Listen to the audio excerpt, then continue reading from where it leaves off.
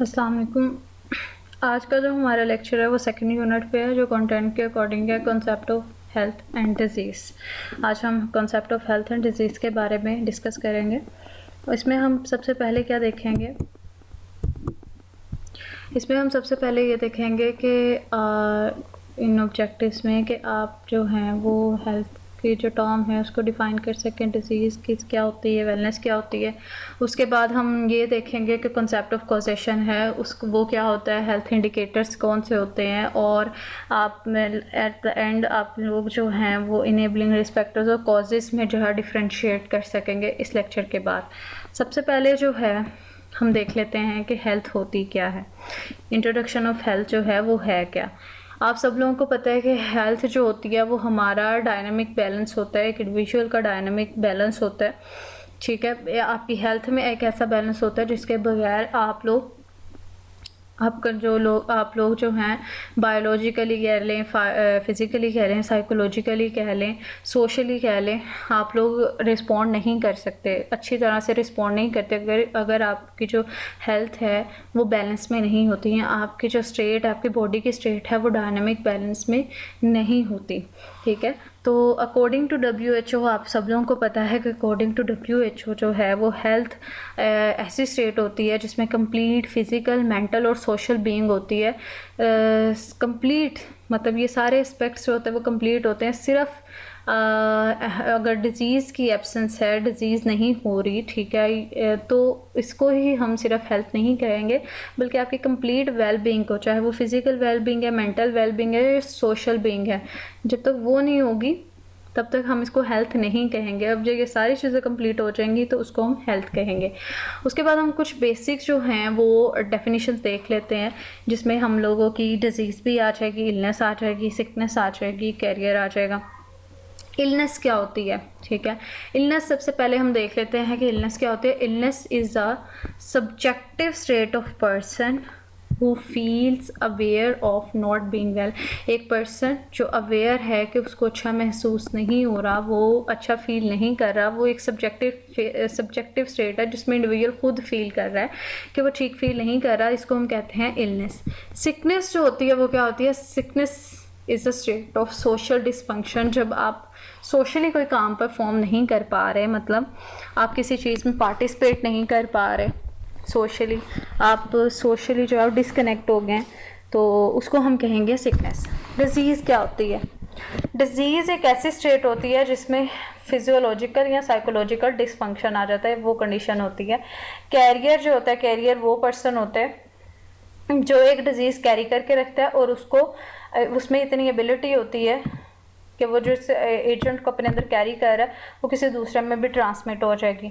A person with सब clinical infectious disease. सब clinical infectious disease, सब क्लिनिकल का मतलब यहाँ पे ये है कि वो डिजीज़ जिसने अभी तक अपने साइन एंड सिम्टम्स शो नहीं किए, मतलब अगर वो अपने साइन एंड सिम्टम शो नहीं करी, दैट्स मीन कि उस पर्सन को तो डिजीज़ नहीं है, वो क्लिनिकल तो नहीं हुआ, लेकिन उसने अपने अंदर जो है वो इन्फेक्शियस एजेंट रखा हुआ है जो आगे जो है वो किसी और में, उसके स्पाउस में, उसके बच्चों में या उसके रिलेटिव्स में ट्रांसमिट हो सकता है, उसको हम कहते हैं कैरियर। अब हम आगे देख लेते हैं concept of disease causation. Causation क्या होती है। कॉजेशन बेसिकली जो होती है वो कोज को हम कहते हैं कि डिज़ीज़ कॉजेशन क्या है, एक डिज़ीज़ जो है वो किस तरह से अपने वजूद में आती है। उस कॉन्सेप्ट में हम पहले देखेंगे थेरीज, फिर हम पैथोजेनेसिस ऑफ डिजीज़ देखेंगे और फिर हम एंड पे आइसबर्ग फिनोमेना देखेंगे। ये सब आ जाते हैं हमारे डिजीज़ कॉजेशन में। सबसे पहले हम थेरीज में देख लेते हैं कि कॉजेशन थेरीज में कौन सी थेरीज आती हैं। कॉजेशन थेरीज में सबसे पहले होती हैं ओल्ड थेरीज, जिसमें आयुर्वेद आ जाती हैं, चाइनीज़ मेडिसन आ जाती हैं, जर्म थेरी उसके बाद आई थी, फिर बायोमेडिकल मॉडल आया था, थेरी ऑफ मल्टीफैक्टोरियल कॉजेशन आया था, एपिडेमोलॉजिकल ट्रायड आया था, लिजारोस ने स्ट्रेस रिस्पॉन्स पे एक थेरी दी थी, फिर Wolf theory of stress, organ maladaptation and disease in organ maladaptation adaptation और थेरी स्ट्रेस का और डिजीज़ का आपस में क्या रिलेशन है, ये सारी चीज़ें थी। होम्स और राहिस ने एक थेरी दी थी कि जो लाइफ चेंजेस होते हैं उसका ऑनसेट ऑफ इलनेस पे क्या असर होता है, मतलब वो इलनेस कैसे कॉज कर सकते हैं जो लाइफ चेंजेस होते हैं। अब हम इन थेरीज़ को थोड़ा सा डिटेल में देख लेते हैं। सबसे पहले हम ओल्ड थेरीज़ की बात करेंगे। 18th सेंचुरी तक जो था हर एक एरिया में हर एक टाइम में एक स्पेसिफिक लोगों के माइंड में डिजीज़ को लेके एक कॉन्सेप्ट बना हुआ था। तो सबसे पहले जो है जैसे सुपरानेचुरल थ्योरी ऑफ डिजीज़ थी कि जिसमें उन्होंने कहा कि कर्स ऑफ गॉड और एनिमल आए कि अगर जिस बंदे पे अल्लाह ताला का अजाब है, गॉड का कर्स है, वो बंदा डिजीज हो जाता है। ये एक सुपरानेचुरल थ्योरी थी कि डिजीज़ इस वजह से आती है। आयुर्वेदा जो थे, आयुर्वेदा ने क्या कहा कि अगर बॉडी में त्रिशोदा 3 चीज़ों का अगर इम्बैलेंस होता है, त्रिदोषा जो है वो है मतलब 3 चीज़ों का अगर इम्बैलेंस हो जाता है तो उसकी वजह से डिजीज़ आ जाती है, जिसमें वाता, पित्ता और कफ आ जाता है। अब उसमें वाता जो था वो एयर को कहते हैं, पित्ता जो है वो बाइल को कहते हैं, एंड कपा जो है वो म्यूकस को कहते हैं। अगर एयर, बाइल और म्यूकस इंसान की बॉडी में किसी भी तरह का इम्बैलेंस कॉज कर सकती हैं, लंग्स की वजह से, बाइल की वजह से या म्यूकस की वजह से कोई भी इम्बैलेंस कॉज होता है तो डिजीज़ आ जाती है। चाइनीज़ मेडिसिन जो थे वो 2 चीज़ों पर बिलीव करते थे, मेल प्रिंसिपल पे और फीमेल प्रिंसिपल पे, कि अगर इन दोनों में कोई इम्बैलेंस आ जाता है तो वहाँ पे डिजीज़ कॉज हो सकती है। ये तो कुछ और थे ओल्ड थेरीज। अब जब तक 18 सेंचुरी थी, 18 सेंचुरी तक यही चीज़ें जो हैं वो चल रही थी। उसके बाद जो थी वो जर्म्स थेरी आई। रॉबर्ट कोच जो है, आपको पता है रॉबर्ट कोच का, कि रॉबर्ट कोच जो है वो ऐसा पर्सन था जिसने कहा था कि एंथ्रेक्स जो होता है वो बैक्टीरिया की वजह से हो सकता है। उससे पहले 18 सेंचुरी जब आई तब यहाँ पे एक इटियोलॉजिकल कॉन्सेप्ट ऑफ डिजीज़ जो है उसका एक टर्निंग पॉइंट आया कि डिजीज़ जो है उसकी एक कॉज भी होती है। जब लुइस पॉस्चर ने 1860 में ये कहा कि बैक्टीरिया जो है वो एयर में पे प्रेजेंट होते हैं, तो फिर रॉबर्ट कोच ने ये शो करवाया कि एंथ्रेक्स जो है वो किसी भी बैक्टीरिया की वजह से होती है। एंथ्रेक्स आप लोगों को पता है एक एनिमल में होने वाली डिजीज़ है, उसकी वजह से एनिमल को टच करने की वजह से इंसानों में भी हो सकती है, जैसे फोड़े बन जाते हैं स्किन में, लंग्स में अगर वो हो जाए, इंटेस्टाइन में, ठीक है। ये मतलब इंटेस्टिनल अबनॉर्मलिटीज़ भी पैदा करता है, रेस्पिरेटरी अबनॉर्मलिटीज़ भी पैदा करता है, स्किन में भी रैशेस वगैरह, फोड़े वगैरह बन जाते हैं, तो वो एंथ्रेक्स होते हैं। अब जो है इस थेरी में अब पॉस्चर कोच ने कंफर्म किया था कि कौन सी थेरी कंफर्म की थी, जर्म थेरी ऑफ डिजीज़। इन्होंने इसमें एम्फसाइज किया था कि एम्पिरिकल कॉजेज जो होती है लाइक ए बैड एयर और as a cause in malaria, ठीक है, of the old theories to microbes of germ theory, के अगर बैड एयर होगी तो उसकी कॉज या मलेरिया जो है वो उस वजह से भी हो सकता है। लेकिन जो है जर्म थेरी ने इसको थोड़ा सा रिप्लेस कर दिया कि लेकिन नहीं, कोई ना कोई काज होती है जिसकी वजह से डिजीज़ हो सकती है, कोई ऐसा बैक्टीरिया होता है जो डिजीज़ कॉज करता है। लेकिन इन्होंने क्या किया था, इन्होंने सिर्फ एक एजेंट के ऊपर बात की थी कि एक ही एजेंट होता है जिसकी वजह से सिंगल एजेंट जो है वो डिजीज़ कॉज कर सकता है, और बहुत सारे जो हैं वो कंट्रीब्यूटिव फैक्टर्स भी हो सकते हैं, लेकिन मेनली जो है उन्होंने एक पे ही बात की थी। फिर बायोमेडिकल मॉडल आया था। बायोमेडिकल मॉडल जो है उसने क्या एक्सप्लेन किया था, उसने ये कहा था कि disease as a result of mal functioning organs और cells, for example diabetes is mal functioning of pancreas, के पेंक्रियाज में अगर माल फंक्शनिंग हो जाती है तो उसकी वजह से डायबिटीज़ हो जाती है। मतलब अगर हमारा पेंक्रियाज जो है इंसुलिन कम बनाता है तो उसकी वजह से डायबिटीज़ कम हो जाती है। बायोमेडिकल मॉडल ने उस एक जर्म से हट के अगली बात की थी कि ऑर्गन की माल फंक्शनिंग की वजह से भी डिजीज़ हो सकती है। फिर but the drawback with it is focuses on cause and effect relationship and ends to ignore the psychosocial components. अब इसमें उन्होंने कॉज एंड इफेक्ट रिलेशनशिप पे तो फोकस किया था, लेकिन इन्होंने साइकोसोशल कंपोनेंट्स ऑफ डिजीज़ जो हैं कि इंसान का जो है साइकोलॉजिकली या सोशली भी कुछ ऐसे फैक्टर्स होते हैं जिनकी वजह से डिजीज़ कॉज होती है, तो ये थोड़ा सा इग्नोर कर दिया था बायोमेडिकल मॉडल। लेकिन इन्होंने जर्म से आगे आके बात की थी कि जर्म के अलावा भी अगर आपके अपने ऑर्गन्स में माल फंक्शन हो जाता है तो वो भी डिजीज़ कॉज कर सकते हैं। फिर थ्योरी ऑफ मल्टीफैक्टोरियल काजेशन आई। अब इन्होंने क्या किया कि एक डिजीज़ जो होती है वो एक ज़रूरी नहीं है कि एक ऑर्गेनिज्म की वजह से हो, बल्कि उसमें जो है already pre disposing contributing factors भी होते हैं, ठीक है, जिनकी वजह से डिजीज़ हो सकती है। जैसे मॉडर्न डिजीज़ ऑफ सिविलाइजेशन है like lung cancer, diabetes, chronic heart disease, mental illnesses. तो ये सारी चीज़ें जो हैं उन्होंने कहा कि इनमें कुछ कंट्रीब्यूटिंग फैक्टर्स भी होते हैं, ठीक है। प्री डिस्पोज फैक्टर्स मतलब जिनमें कोई कंट्रीब्यूशन हो रहे थे, जिनमें एक कोज के साथ और चीज़ें भी कंट्रीब्यूट करें तो डिजीज़ ज़्यादा से ज़्यादा होती है। अब इन चीज़ों में जो है, अब लंग कैंसर, डायबिटीज़ या क्रोनरी हार्ट डिजीज़ या मेंटल इलनेसेस हैं, तो ये है तो मेनली लंग की या पैंक्रियाज की या हार्ट से रिलेटेड डिजीज, लेकिन इनमें जो कॉन्ट्रीब्यूटिव फैक्टर्स हैं जो इसको और इन्हांस करते हैं, ठीक है, वो सोशल फैक्टर्स हो सकते हैं, इकोनॉमिक फैक्टर्स हो सकते हैं, कल्चरल फैक्टर्स हो सकते हैं, जेनेटिकल या साइकोलॉजिकल फैक्टर्स हो सकते हैं, जिनकी वजह से ये सारी चीज़ें होती हैं।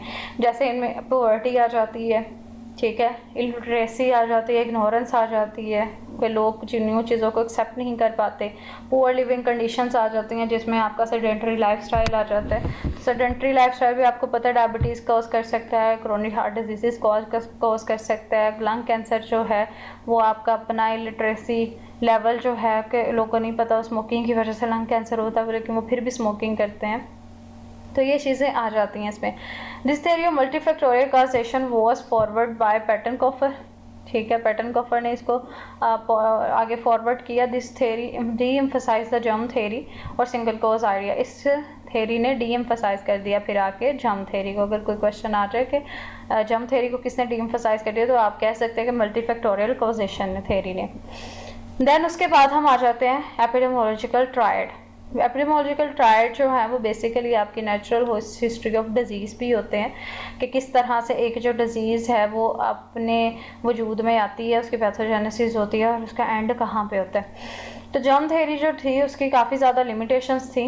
For example, it is well known that not everyone expose to tuberculosis develops tuberculosis, ठीक है, कि सारे वो लोग जो ट्यूबरकुलोसिस के साथ होते हैं, एक्सपोज होते हैं, उन सबको ट्यूबरकुलोसिस नहीं होता। जैसे कि जर्म थ्योरी में कहा गया था कि एक सिंगल कॉज होती है जिसकी वजह से डिजीज़ कॉज हो जाती है, उसके अकॉर्डिंग तो सब में वो डिजीज़ होनी चाहिए, लेकिन अक्सर जो ट्यूबरकुलोसिस है जो माइकोबैक्टीरियम ट्यूबरकुलाई से होती है, तो उसकी वो ज़रूरी नहीं है कि वो हर एक में प्रेजेंट हो। इसी तरह the same exposure however in an undernourished or otherwise susceptible person may result in clinical disease। इसी तरह अगर हम देखें तो अगर कुछ लोग जो हैं इनका वो अंडरनरिश्ड हैं जो या फिर वो ससेप्टेबल पर्सन हैं जिनमें वो डिज़ीज़ हो सकती है, तो उनमें वो क्लिनिकल डिजीज़ आ सकती है, मतलब जो इसके साइन एंड सिम्टम शो हो जाए। Similarly not everyone to beta hemolytic streptococci develop acute rheumatic environment, ठीक है, which are equally important to determine whether or not disease will occur in exposed host. इसी तरह अगर हम दूसरी एग्जांपल लें तो ज़रूरी नहीं है कि जिसको जिनमें बीटा हेमोलिटिक स्ट्रेप्टोकोकाई जो है वो आ जाए, उनमें acute rheumatic environment disease, acute rheumatic disease जो है वो आ जाए, ठीक है, और ज़रूरी नहीं है ये सारे होस्ट जो हैं जो एक्सपोज हुए हैं उनमें वो डिजीज़ आ जाए। This demanded the broader concept of disease that the synthesise the basic factors of agent, host and environment. जो ससेप्टेबल होंगे, ठीक है, जिनमें होने के चांसेस हो, ससेप्टेबल का मतलब होता है वो पर्सन कि जो ससेप्टेबल हों, जिनमें होने के चांसेस हों, उनमें ही आएगा, इधर मतलब दूसरे लोग को इन्फेक्ट नहीं करेगा। तो इस कॉन्सेप्ट ने जो है वो थोड़ा सा ब्रॉडर कॉन्सेप्ट्स की डिमांड की और इन्होंने कहा कि बेसिक फैक्टर्स होते हैं जो एजेंट में होते हैं, कुछ एजेंट के फैक्टर्स होते हैं, कुछ होस्ट के फैक्टर्स होते हैं और कुछ इन्वायरमेंट के फैक्टर्स होते हैं, जिनकी वजह से डिजीज़ जो है वो कोज हो जाएगी। अगर एजेंट के वो फैक्टर्स आएंगे या होस्ट के फैक्टर्स आएंगे या एनवायरनमेंट के फैक्टर्स आपस में मैच करते हैं, then disease will occur, okay. अब इसके बाद जो है हमने उसकी बात कर ली है, एपिडेमियोलॉजिकल ट्रायड की बात कर ली। एक ट्रायड बनाते हैं कि सबसे पहले होस्ट आता है, फिर नीचे देखें ये एक एजेंट आता है, एजेंट के फैक्टर्स आते हैं, फिर इन्वायरमेंट के फैक्टर्स आते हैं, फिर होस्ट के फैक्टर्स आते हैं। जब ये तीनों चीज़ें आपस में ट्रायड ये मिलता है फिर डिजीज़ कोज होती है। अगर इनमें एक चीज़ के भी फैक्टर्स जो हैं वो नहीं मिल रहे, होस्ट फैक्टर्स मैच नहीं हो रहे, इन्वायरमेंटल फैक्टर्स नहीं मिल रहे, एजेंट फैक्टर्स नहीं आ रहे, तो डिजीज़ कोज नहीं हो सकती। तो ये है एपिडेमियोलॉजिकल ट्रायड्स को हम फर्दर एक लेक्चर में भी डिस्क्राइब करेंगे, नेचुरल हिस्ट्री ऑफ डिजीज़ में इसको फर्दर डिस्क्राइब करेंगे कि कौन से एजेंट फैक्टर्स होते हैं, एनवायरमेंटल फैक्टर्स होते हैं, होस्ट फैक्टर्स होते हैं और इनको कैसे जो है प्रिवेंट और कंट्रोल किया जा सकता है। अब लुजारो ने एक थ्योरी दी थी, उसने स्ट्रेस रिस्पॉन्स पे थ्योरी दी थी कि इसके अकॉर्डिंग क्या था, in the process of copy the individual shapes as well as respond to a demand or stress which can have an impact on clients resistance to disease. अब coping process कौन सा होता है? कोपिंग प्रोसेस होता है जब आप stress के साथ कोप करना सीख लेते हो, ठीक है। एक पर्सन जो बहुत स्ट्रेस्ड है, अगर उसको उसके साथ कोप करना आ गया, अगर अब वो अपने स्ट्रेस को रिड्यूस कर लेता है डिफरेंट स्ट्रेटजीज यूज़ करते हुए, डिस्ट्रैक्शन यूज़ करते हुए, प्रॉब्लम सॉल्विंग यूज़ करते हुए, पॉजिटिव एटीट्यूड दिखाते हुए इस प्रॉब्लम को, तो ऑफ कोर्स वो डिजीज़ की तरफ नहीं जाएगा। लेकिन अगर एक पर्सन जो है वो स्ट्रेस के साथ कोप नहीं कर रहा, उसका जो कोपिंग प्रोसेस है वो स्टार्ट नहीं हुआ, दैट्स मीन कि वो डिज़ीज़ को रेजिस्ट ही नहीं कर रहा और डिजीज़ होने के उसमें चांसेस ज़्यादा हो जाते हैं। जैसे बहुत सारी आपकी डिजीज़ होती हैं जो वो अंडरलाइंग होती हैं, मतलब वो आपको नहीं होनी होती, लेकिन अक्सर आपको एंजाइटी आपकी या आपका जो स्ट्रेस है उस डिज़ीज़ को प्रोवोक करता है और वो डिज़ीज़ आपको हो जाती है।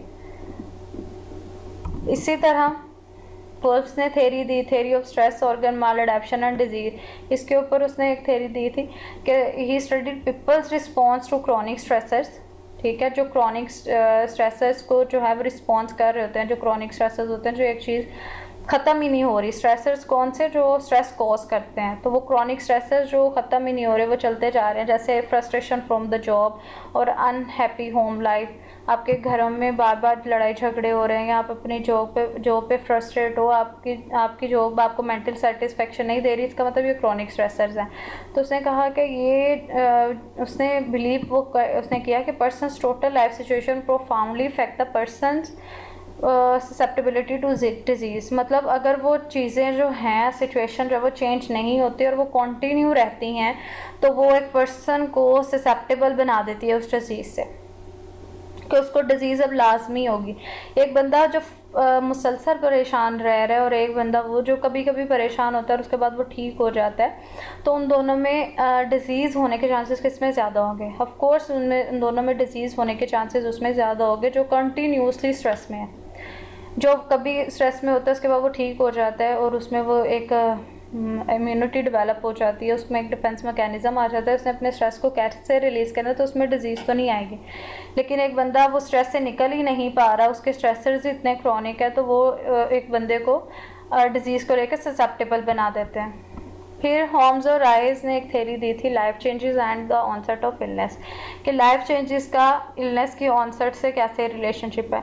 उसने रिलेशनशिप इनका एक्सप्लोर किया था कि एक पर्सन जो है उसके लाइफ में जितने ज़्यादा चेंजेस आते हैं, ठीक है, और उसकी जो इलनेस होती है उन दोनों के दरमियान में उसने रिलेशनशिप किया। उसने डिस्कवर किया कि higher people's life changes score, जितने एक पर्सन की लाइफ में चेंज ज़्यादा आता है, the greater is the likelihood that an illness will develop.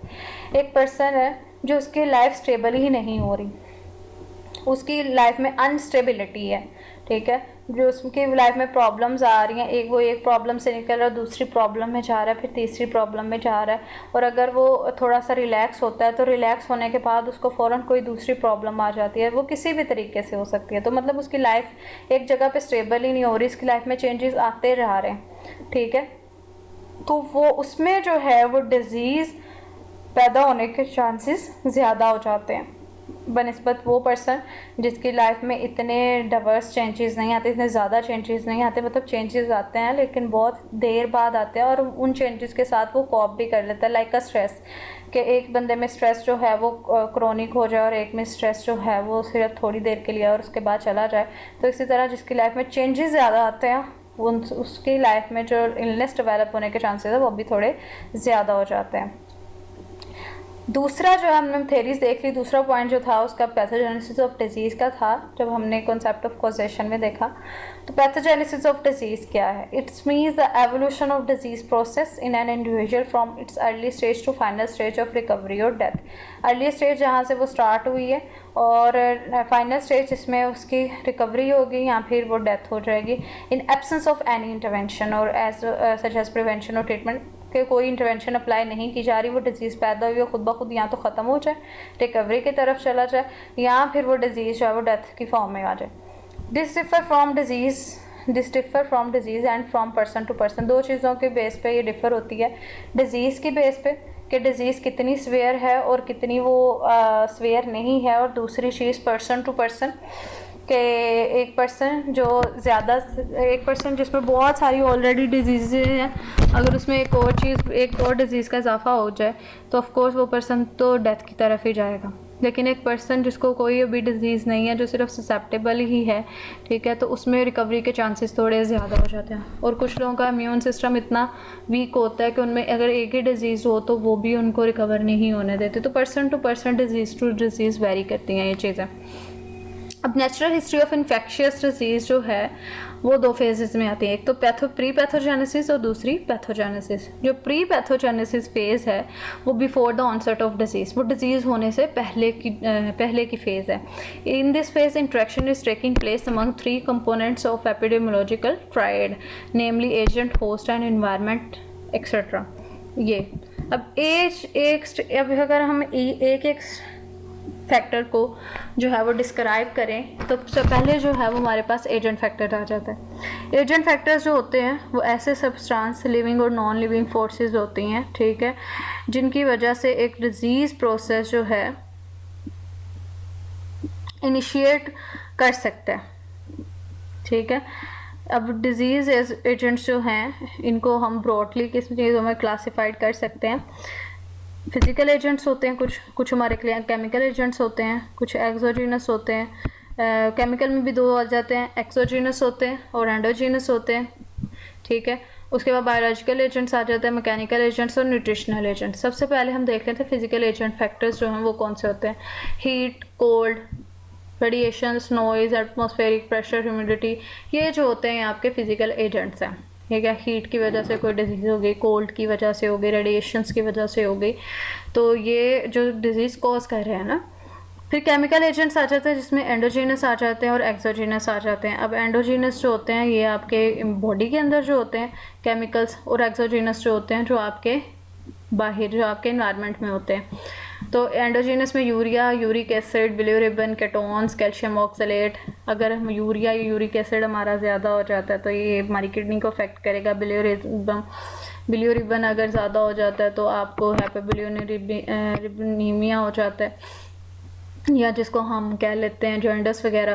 Ketones और कैल्शियम ऑक्सलेट ये भी आपको किडनी स्टोन्स वगैरह का कॉज कर सकते हैं।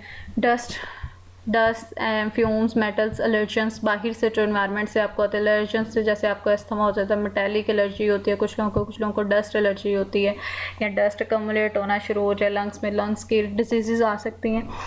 तो बायोलॉजिकल कुछ एजेंट्स होते हैं जिसमें आप लोगों के वायरसेस आ जाते हैं, बैक्टीरिया, फंजाई, प्रोटोजोआ, हेलमिंथेसिस, कीड़े वगैरह जिसमें होते हैं। ये बायोलॉजिकल एजेंट्स हैं जो लिविंग ऑर्गेनिज्म की वजह से आ रहे हैं। फिर मैकेनिकल एजेंट्स में आ जाते हैं friction force, injury, strain, accidents, मतलब बाहर से कोई फोर्स लग रही है तो वो आपको इंजरी दे दे तो वो भी आपको मेक डिजीज़ कॉज कर सकते हैं। फिर न्यूट्रिशनल एजेंट्स आ जाते हैं जिसमें प्रोटीन, फैट्स आ जाते हैं। प्रोटीन ज़्यादा हो जाए वो भी आपकी बॉडी के लिए ठीक नहीं होती, फैट ज़्यादा हो जाए वो भी आपकी बॉडी के लिए ठीक नहीं होती, वो भी डिजीज़ कॉज कर सकते हैं। तो ये सारे हैं एपिडेमियोलॉजिकल ट्रायड में पहला जो है एजेंट फैक्टर्स। अब हम दूसरे बात कर लेते हैं होस्ट फैक्टर्स। होस्ट फैक्टर्स, अगर ये होस्ट में ये चीज़ें होंगी तो वो डिज़ीज़, मतलब होस्ट में अगर ये फैक्टर्स होंगे वो डिज़ीज़ होने के लिए ससेप्टेबल होगा।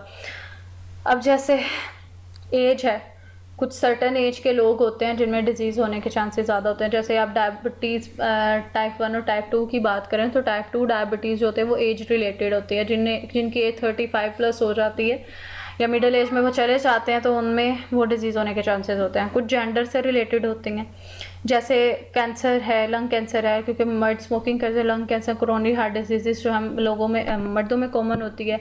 रिमाटॉइड आर्थराइटिस जो है, क्योंकि वो मीनोपॉज जो है फीमेल में होने की वजह से, मीनोपॉज जब होता है तो उसकी वजह से उनमें मोस्टली होने के चांसेस होते हैं। टाइप 2 डायबिटीज़ की अगर हम बात करें तो वो भी फीमेल में ज़्यादा होने के चांसेस होते हैं। ओबेसिटी, क्योंकि औरतें ज़्यादा घरों में रहती हैं, उनकी वॉक वगैरह तो इतनी नहीं होती और उनका थोड़ा सा लाइफस्टाइल वैसा हो जाता है कि वो एक्सरसाइज वगैरह नहीं कर पाती अपने बिजी कामों की वजह से, तो उनमें भी ओबेसिटी होने के कॉमन चांसेस होते हैं। तो एथेंसिटी, मतलब वो जो उनकी रेस है, जो कौमियत है कि इन लोगों में, ये चीज़ें भी होस्ट फैक्टर्स है। जैसे सिकल सेल एनीमिया जो है नेग्रोस के लोगों में ज़्यादा होता है। ऑक्यूपेशन से रिलेटेड है तो देखें कुछ लोग जो हैं उनको ऑक्यूपेशनल डिजीज़ होती हैं, ठीक है, जैसे न्यूमोकोनियोसिस होता है, ठीक है, जैसे ये कैसे कहते हैं जो आपके पास एक कॉटन की इंडस्ट्रीज होती हैं, कॉटन की वजह से अगर किसी को कॉटन इंडस्ट्री में कोई काम करता है उस वजह से अगर किसी को रेस्पिरेटरी डिजीज़ हो जाती है, कुछ लोगों को मेटल इंडस्ट्री में काम करने की वजह से डिजीज़ हो जाता है, ऐसे होता है। फिर लिटरेसी लेवल आ जाता है, जिन लोगों में हाई लिटरेसी लेवल होता है उनमें इंसिडेंस ऑफ डिजीज़ जो है वो कम होता है, जिनमें लो लिटरेसी लेवल होता है उनमें इंसिडेंस ऑफ डिजीज़ ज़्यादा हो जाता है। इनकम की बेस पे बात करती है, जिनका इनकम जो है वो ज़्यादा होता है उनका स्टैंडर्ड ऑफ लिविंग थोड़ा सा उन लोगों से हाई होता है जिनका इनकम जो है वो कम होता है, ठीक है। उनमें इन्फेक्शन होने के चांसेस भी ज़्यादा होते हैं क्योंकि वो अपनी हेल्थ के पे इतना फोकस नहीं कर पाते अपने ख़र्चों की वजह से। अब मैरिटल स्टेटस भी आ जाता है, कुछ लोग जो होती हैं जो कैंसर ऑफ सर्विक्स है, अब वो सर्वाइकल कैंसर जो है वो मैरिड वुमेन में ज़्यादा होता है, अनमैरिड में कम होता है। नेशनल अगर हम न्यूट्रिशनल स्टेटस देखें तो अगर पुअर न्यूट्रिशनल स्टेटस होगा और आपकी बॉडी न्यूट्रिशन कम ले रही है, दैट्स मीन कि आप इन्फेक्शियस डिजीज़ को लेके या दूसरी डिजीज़ को लेके ज़्यादा वल्नरेबल हो गए हो। लाइफस्टाइल फैक्टर्स होते हैं, ठीक है, जिसमें स्मोकिंग, अल्कोहलिज्म, ड्रग अब्यूज़ आ जाता है, लैक ऑफ एक्सरसाइज आ जाता है, मल्टीपल सेक्सुअल पार्टनरशिप जैसे HIV वगैरह होता है मल्टीपल सेक्सुअल पार्टनरशिप की वजह से होती है। स्मोकिंग होती है, लंग कैंसर जो है उसी वजह से हो सकता है। अल्कोहलिज्म जो है वो आपके बॉडी पे इफेक्ट करता है। जो अल्कोहलिक्स होते हैं, ड्रग अब्यूज़र्स होते हैं, उनमें भी डिजीज़ होने के चांसेस होते हैं। तो ये आ जाते हैं आपके होस्ट फैक्टर्स। अब ये सारे प्रेजेंट होंगे तो इसका मतलब एजेंट जो है पर्सन की बॉडी पे अटैक कर सकते हैं, ठीक है। ये सारी चीज़ें उसको ससेप्टेबल बनाते हैं डिजीज़ के लिए। अब कुछ इन्वायरमेंटल फैक्टर्स भी होते हैं, कुछ ऐसे फैक्टर्स होते हैं जो इन्वायरमेंट से आते हैं जिनकी वजह से पर्सन में डिजीज़ हो सकती है। अब इसमें जो है फिजिकल, बायोलॉजिकल, सोशियोलॉजिकल इन्वायरमेंट आ जाता है। फिजिकल इन्वायरमेंट में एयर, वाटर, सॉइल, फूड वगैरह, तो फिजिकल इन्वायरमेंट की बात करें तो इन चीज़ों से डिजीज़ हो सकती है।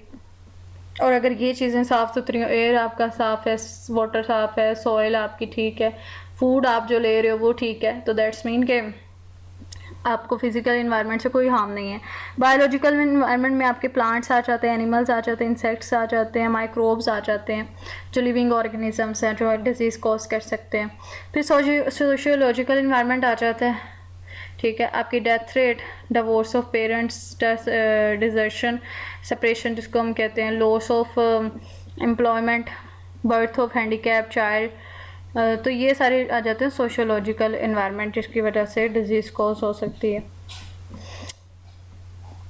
लेकिन ये सारी आपकी कौन सी हैं? प्री पैथोजेनेसिस स्टेजेस, जिसमें अभी ऑनसेट ऑफ डिजीज़ नहीं हुआ, मतलब अभी डिजीज़ नहीं आई, लेकिन इसमें डिजीज़ जो है उसको कॉज कौन सी चीज़ें कर रही हैं वो हमने देखी है। प्री पैथोजेनेसिस, डिजीज़ होने से पहले जो उसकी तैयारी के लिए चीज़ें यूज़ हो रही हैं वो चीज़ें।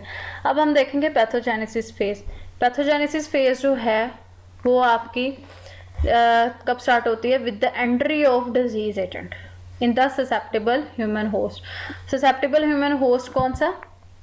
ससेप्टेबल ह्यूमन होस्ट वो होस्ट जो ससेप्टेबल है, जिसके अंदर डिजीज़ पाए जाने के चांसेस है, जिसमें वल्नरेबिलिटी इतनी है कि इसमें डिजीज़ कॉज हो जाए। फिर further events in pathogenesis phases are clear cut in the infectious disease, that is disease agent multiple induce tissues and psychological changes, ठीक है। आपके एंट्री के बाद क्या करता है? वो मल्टीपल करता है अपने आप को, आपके टिश्यू फिजियोलॉजिकल चेंजेस कॉज करता है। फिर आपकी जो डिजीज़ है वो प्रोग्रेस करती है through a period of incubation, जिसमें आपकी डिजीज़ जो है वो कितने टाइम के लिए आपकी बॉडी में रह रही है, उसका टाइम पीरियड कितना है, ठीक है। कुछ चीज़ों का जो इंक्यूबेशन टाइम होता है वो 10 डेज़ होता है, कुछ का 7 डेज़ होता है, ठीक है। अभी उसने अपना साइन एंड सिम्टम शो नहीं किए होते, वो आपकी बॉडी में इतनी देर के लिए रहती है। और फिर लेटर क्या होता है? अर्ली या लेट पैथोजेनेसिस आ जाता है, ठीक है, जिसमें आपके डिजीज़ के वो सिम्टम्स या तो शो होना शुरू हो जाते हैं, या लेट पैथोजेनेसिस के जिसमें वो या तो अर्ली, कुछ डिजीज़ होती हैं जो अर्ली स्टेज में ही अभी अपने साइन एंड सिम्टम्स शो करने शुरू हो जाती हैं, और कुछ डिजीज़ ऐसी होती हैं जो अब बन पूरी जाती हैं फिर अपने जो आके साइन एंड सिम्टम्स शो करती हैं। तो फाइनल आउटकम जो होता है, अब उनको पीछे से कोई इनिशिएटिव मिलता है जिसकी वजह से या तो वो जब अपनी साइन एंड सिम्टम शो करती हैं तो आपकी बॉडी अपना मैकेनिज़्म यूज़ करते हुए रिकवर कर देती है। अगर वो रिकवर नहीं होते, ठीक है, तो आपको डिसेबिलिटी और डेथ हो जाती है अगर आप इंटरवेंशन यूज़ नहीं कर सकते। लेकिन आपकी जो पैथोजेनेसिस फेज होती है वो इंटरवेंशन जो मेजर्स होती हैं उसकी वजह से मॉडिफाई हो सकती है, ठीक है। जैसे आप पहले से अगर एक डिज़ीज़ के लिए इम्यूनाइज्ड हैं, आपको वैक्सीनेशन लगी हुई है, तो वो डिज़ीज़ आपको नहीं हो सकती, ठीक है। और कुछ ऐसे लोग जिनमें कीमोथेरेपी की वजह से आपको फ़र्दर नुकसान नहीं होते, तो वो आपको डिज़ीज़ जो है वो नुकसान नहीं पहुंचाती। अब इन्फेक्शन जो होता है वो क्लिनिकल भी हो सकता है, सब क्लिनिकल भी होता है, ठीक है। अगर वो सब क्लिनिकल होगा, इसका मतलब है, हमने इसके बारे में पहले भी बात की कि जब एक पर्सन में सब क्लिनिकल हम बात करते हैं, तो सब क्लिनिकल पर्सन वो होता है जिसमें अभी रिकॉग्नाइजेबल साइन एंड सिम्टम्स नहीं होते, ठीक है, लेकिन वो दूसरों में स्प्रेड हो सकते हैं, ऐसा करिए। और एक पर्सन जिसमें क्लिनिकल साइंस जो हैं वो सिम्टम्स डेवलप हो जाते हैं, जिनमें वो साइन एंड सिम्टम्स शो होना शुरू हो जाते हैं और रिकॉग्नाइजेबल हो जाते हैं, ठीक है, तो उनको हम कहते हैं क्लिनिकल केसेस।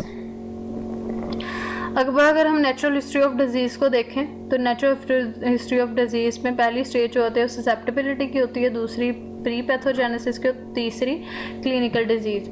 जो आपकी स्टेज ऑफ ससेप्टेबिलिटी होती है, जैसे हमने एपिडेमियोलॉजिकल ट्रायड में बात की, प्री पैथोजेनेसिस की बात की है, ठीक है, वो एसिम्प्टोमेटिक होती है, उसमें कोई सिम्टम शो नहीं होता, उसमें अभी पर्सन ससेप्टेबल होते हैं। सिम्प्टोमेटिक की अगर हम बात करें तो प्री पैथोजेनेसिस जो है, अक्सर जिन लोगों में प्री पैथोजेनेसिस स्टेज होती है, जिनमें अभी डिजीज़ डेवलप हो रही होती है, उनमें थोड़े थोड़े सिम्टम्स शो होना शुरू हो जाते हैं। वो स्पेसिफाइड नहीं होते, लेकिन वो कॉमन सिम्टम्स होते हैं कि इस डिजीज़ में ये कॉमन सिम्टम्स है, तो लोग उसको ट्रीट करना शुरू कर देते हैं। फिर स्टेज ऑफ क्लिनिकल डिजीज़ आ जाते हैं, मतलब जिसमें अब डिजीज़ से रिलेटेड स्पेसिफिक सिम्टम्स भी शो होते हैं, जिनको हम स्टेज ऑफ क्लिनिकल डिजीज़ कहते हैं। फिर था आइसबर्ग ऑफ फिनोमेना। आइसबर्ग जो था, इस कंसेप्ट के according disease in the community is compare to an iceberg. अब आइसबर्ग जो होती है वो कैसा होता है, अगर आप आइस के एक तोदे को पानी के अंदर गिराएं तो उसका जो बड़ा पार्ट होता है वो नीचे रह जाता है, ठीक है, और जो ऊपर वाला पार्ट होता है, जो थोड़ा लाइट पार्ट होता है और कम नोकदार पार्ट होता है, वो ऊपर रह जाता है। तो उन्होंने कहा कि अगर आप आइस को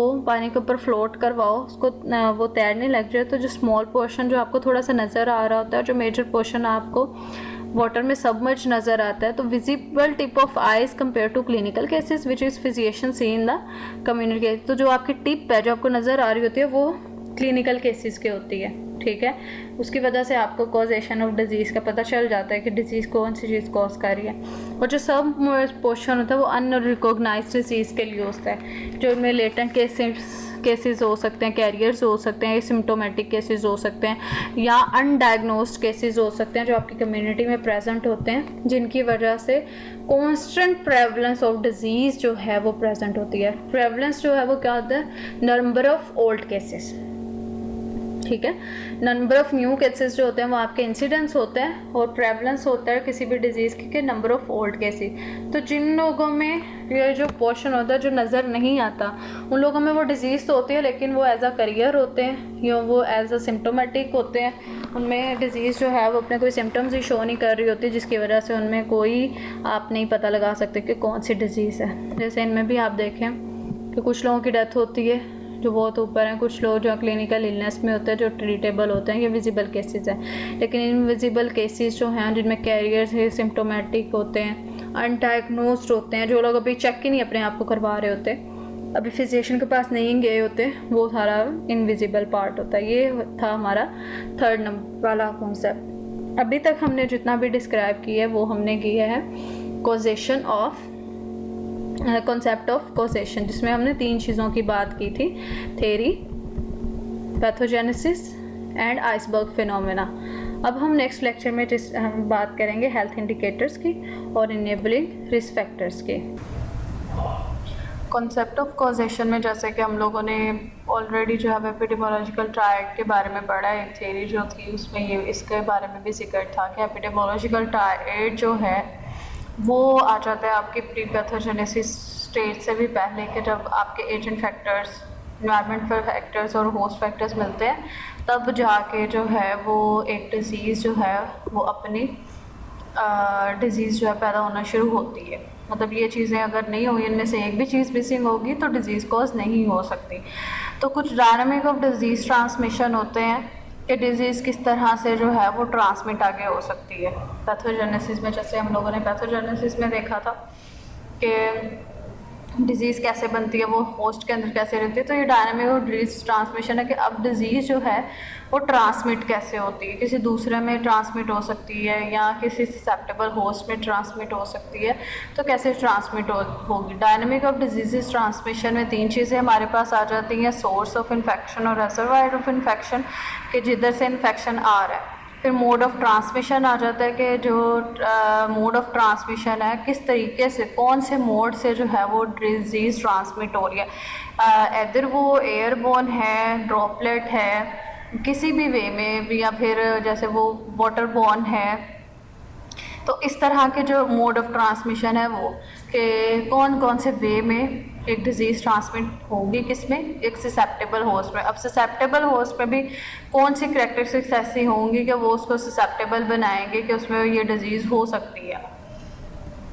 रेजरवायर ऑफ इन्फेक्शन में जैसे हम देख लेते हैं कि ह्यूमन रेजरवायर आ जाते हैं, एनिमल रेजरवायर आ जाते हैं, reservoir of non living things आ जाते हैं। ह्यूमन रेजरवायर में 2 चीज़ें आ जाती हैं, केस आ जाते हैं, कैरियर आ जाते हैं। ठीक है, अगर केस होगा, केस में क्लिनिकल केस भी हो सकते हैं, सब क्लिनिकल केस भी हो सकते हैं, लेटेंट भी हो सकते हैं। क्लिनिकल सब क्लिनिकल की हमने ऑलरेडी बात कर ली है कि जो डिज़ीज़ अपने जो है सिम्टम शो करती है वो क्लिनिकल होगी, जो डिज़ीज़ अपने अभी सिम्टम्स शो नहीं कर रही वो होगी लेटेंट में। अभी जो डिज़ीज़ आने वाली है और उसने अभी तक अपने सिम्टम्स शो नहीं किए, किसी को उनको कोई स्पेसिफाइड उसके सिम्टम्स नहीं है, वो आ जाते हैं। कैरियर जो है उसमें आपके इनक्यूबेटरी, कन्वल्सेंट और हेल्दी आ जाते हैं, कि वो लोग जो जिनको है अभी डिज़ीज़, ठीक है, वो दूसरों को भी ट्रांसमिट कर सकते हैं, जो अभी छुपे हुए हैं, और जो हेल्दी हैं, जिनको कोई कुछ भी नहीं है लेकिन उनमें कोई ना कोई और जो है माइक्रो ऑर्गेनिज्म इस तरह का प्रेजेंट है, या इस तरह का बैक्टीरिया वायरस प्रेजेंट है, जो उसकी नेक्स्ट जनरेशन में जा सकते हैं। उसके बाद एनिमल रेजरवायर आ जाते हैं, जिनमें जूनोटिक आ जाते हैं, reservoir of non living things आ जाती हैं, जैसे सॉइल वगैरह से किसी को इन्फेक्शन हो जाता है, एक्सक्रीटा से हो जाता है, तो इस तरह के कुछ रेजरवायर आ जाते हैं। मोड ऑफ डिजीज़ ट्रांसमिशन जो 2 तरह के, एक डायरेक्ट मोड होता है, एक इनडायरेक्ट मोड होता है। जो डायरेक्ट मोड है उसमें आप डायरेक्ट कांटेक्ट कर सकते हो, ड्रॉपलेट इन्फेक्शन हो सकते हैं, ठीक है, आपके ऊपर जो है वो कोई इस तरह के लिक्विड वगैरह को गिर जाता है जिसकी वजह से आपको इन्फेक्शन हो सकता है। कॉन्टेक्ट विद इन्फेक्टेड सॉइल, आप खुद जो हैं वो किसी के साथ, किसी सॉइल के साथ, इन्फेक्टेड सॉइल के साथ कांटेक्ट कर लेते हो, या आपकी स्किन या म्यूकोसा में किसी चीज़ की इनोकुलेशन हो जाती है। वर्टिकल हो सकता है, मतलब किसी कीड़े वगैरह से, जैसे मच्छरों की वजह से, अगर एक मच्छर है जिसने किसी इन्फेक्टेड पर्सन को काट लिया और वो आपको भी आके काट ले, तो वो एक डायरेक्ट मोड हो जाता है। इनडायरेक्ट मोड में आपके व्हीकल बॉर्न डिजीज़ आ जाती हैं, वेक्टर बॉर्न डिजीज़ आ जाती हैं, ठीक है, जैसे टाइफॉइड हमारी है, बायोलॉजिकल मैकेनिकल उसमें आ सकते हैं। उसके बाद एयरबॉर्न डिजीज़ आ सकती है, जिसमें इन्फेक्टिव डस्ट वगैरह, फॉर्मिट्स और फिंगर्स वगैरह आ सकते हैं।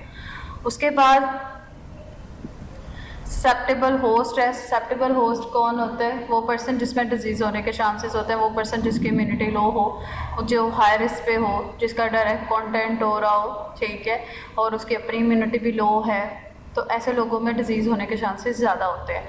पोर्टल ऑफ एंट्री होती है। पोर्टल ऑफ एंट्री जो होती है वो आपका मोड ऑफ ट्रांसमिशन होता है कि आपका जो होस्ट है, आपका जो एजेंट है वो आपके एक होस्ट के अंदर कैसे अंदर आ रहा है। फिर सूटेबल प्लेसेस वो ढूंढता है कि किस जगह पे जाके वो इन्फेक्शन कॉज कर सकता है, जो उसके लिए सूटेबल जगह लगती है, जहाँ पे वो अपनी कॉलोनीज़ बना सकता है, वहाँ पे जाके वो इन्फेक्शन कॉज कर देगा। फिर वहाँ पे वो जाके क्या करेगा, डेवलप करेगा, अपने आप को मल्टीप्लाई करेगा, और वहाँ पे वो डिज़ीज़ या तो कॉज कर देगा या फिर उस डिज़ीज़ का करियर बन जाएगा।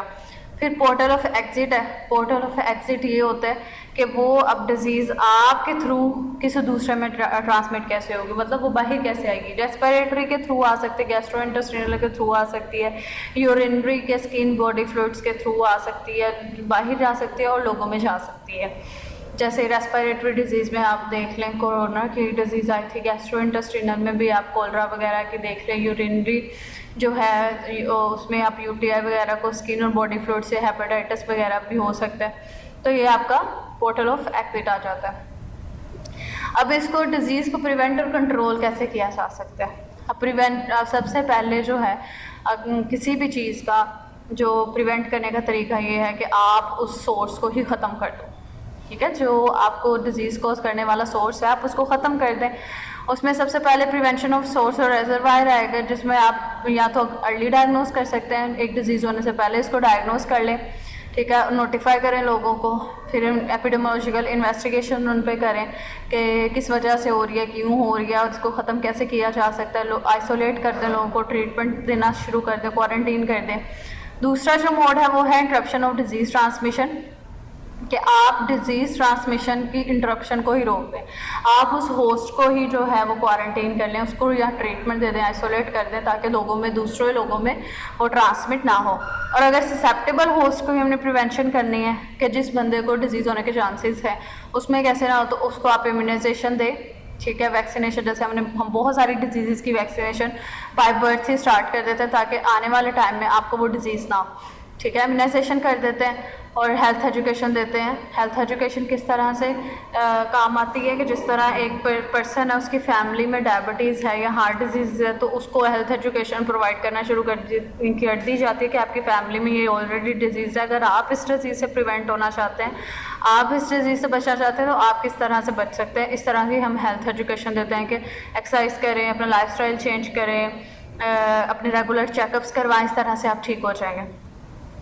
कुछ लेवल ऑफ प्रिवेंशन होते हैं, ठीक है, कि आप लोगों ने ऑलरेडी कहीं पढ़े भी होंगे, सुने भी होंगे कि लेवल ऑफ प्रिवेंशन होते हैं जिसकी वजह से आप एक डिजीज़ होने से अपने आप को प्रिवेंट कर सकते हैं, ठीक है।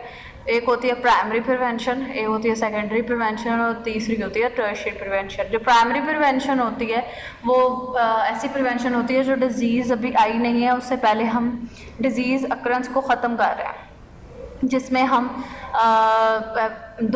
दो स्ट्रेटजीज़ अपनाते हैं, हेल्थ प्रमोशन और स्पेसिफिक प्रोटेक्शन। सिर्फ हेल्थ प्रमोशन नहीं करते बल्कि प्रोटेक्शन भी करते हैं, या प्रोटेक्शन नहीं करते, हेल्थ प्रमोशन भी करते हैं। जैसे अगर किसी को हाइपरटेंशन जो है, ये डायबिटीज़ होने के चांसेस हैं, तो आप उनकी हेल्थ प्रमोट कैसे कर सकते हैं? आप उनकी हेल्थ प्रमोट कर सकते हैं एजुकेशन देने से, उनका लाइफस्टाइल इम्प्रूव करने से, उनकी डाइट इम्प्रूव करने से। और स्पेसिफिक प्रोटेक्शन किस तरह से करेंगे कि आप उनको कहेंगे कि आप कार्बोनेटेड डाइट ना लें जिसकी वजह से आप डायबिटीज़ की तरफ जा सकते हैं, या आप सॉल्टेड फूड ना लें जिससे आप हाइपरटेंशन की तरफ जा सकते हैं। इस तरह की आप प्राइमरी प्रिवेंशन करते हो डिजीज़ होने से पहले। सेकेंडरी प्रिवेंशन तब होती है जब एक डिजीज़ आपको हो जाती है, ठीक है। डिजीज़ मतलब अब आपको होनी है, आपको पता चल जाता है। आपने सेकेंडरी प्रिवेंशन क्यों करनी है? ताकि वो डिजीज़ फर्दर कॉम्प्लिकेशंस क्रिएट ना करे। जैसे आप अर्ली डायग्नोस कर लेंगे, जैसे कुछ कैंसर के पेशेंट अगर उनमें कैंसर को अर्ली डिटेक्ट कर लिया जाए तो कैंसर का जो ट्रीटमेंट होता है वो इजी हो जाता है, बनस्पत ये है कि वो 3rd-4th स्टेज पे जाए और बाद में उसका ट्रीटमेंट जो है वो ज़्यादा मुश्किल हो जाए। तो आप अर्ली डायग्नोस करके उस कैंसर को ट्रीट कर सकते हो और उसका एडवोकेट ट्रीटमेंट दे सकते हो। ऑलरेडी आप ऐसे ट्रीटमेंट स्टार्ट कर देते हो जिसकी वजह से वो डिज़ीज़ नहीं होगी। टर्शियरी प्रिवेंशन जो होती है वो आ जाती है जब डिज़ीज़ आपको हो गई है, ठीक है, अब आपने फर्दर कॉम्प्लिकेशंस को प्रिवेंट करना है, ठीक है। जो कॉम्प्लिकेशंस आ गई हैं आप उन कॉम्प्लिकेशंस को भी लिमिट में लेके आते हो, ठीक है, और फर्दर कॉम्प्लिकेशंस भी नहीं होने देते। जैसे डिसेबिलिटी, अगर एक पर्सन है उसको डायबिटीज़ है और उसका डायबिटिक फुट आ गया, ठीक है, आपने बहुत कॉमनली देखा होगा डायबिटिक फुट के साथ पेशेंट आते हैं। तो अगर डायबिटिक फुट है, अगर उसका फुट जो है उसको हमने एम्पुटेट कर दिया, उसको काट दिया, तो अब आप क्या कोशिश करेंगे? वो किस लिए आपने किया? ताकि वो उसकी पूरी लेग में ना चला जाए और आपको उसकी लेग जो है उसकी एम्पुटेशन ना करनी पड़ जाए, किसी और बॉडी ऑर्गन तक ना वो चले जाए। तो आप इस तरह से डिसेबिलिटी लिमिटेशन कर रहे हो। तो आप रिहेबिलिटेशन करते हो। रिहेबिलिटेशन में आप जो पर्सन है उसको नॉर्मल लाइफ की तरफ लेके आने की कोशिश करते हो। रिहेबिलिटेशन की भी आपको पता 4 टाइप्स होती है, फंक्शनल होती है, वोकेशनल होती है, सोशल होती है और साइकोलॉजिकल होती है। फंक्शनल रिहेबिलिटेशन जैसे आप बॉडी के फंक्शंस जो हैं उनको नॉर्मलाइज की तरफ लेके आना चाहते हो, वोकेशनल होती है। सोशल रिहेबिलिटेशन के लोग सोशली कितने आपस में इन्वॉल्व हो रहे हैं। साइकोलॉजिकल रिहेबिलिटेशन के साइकोलॉजिकली ऐसा ट्रीटमेंट दिया जाए कि वो लोग नॉर्मलाइजेशन की तरफ आए। अब आगे जो है वो हम हेल्थ इंडिकेटर्स की बात करेंगे।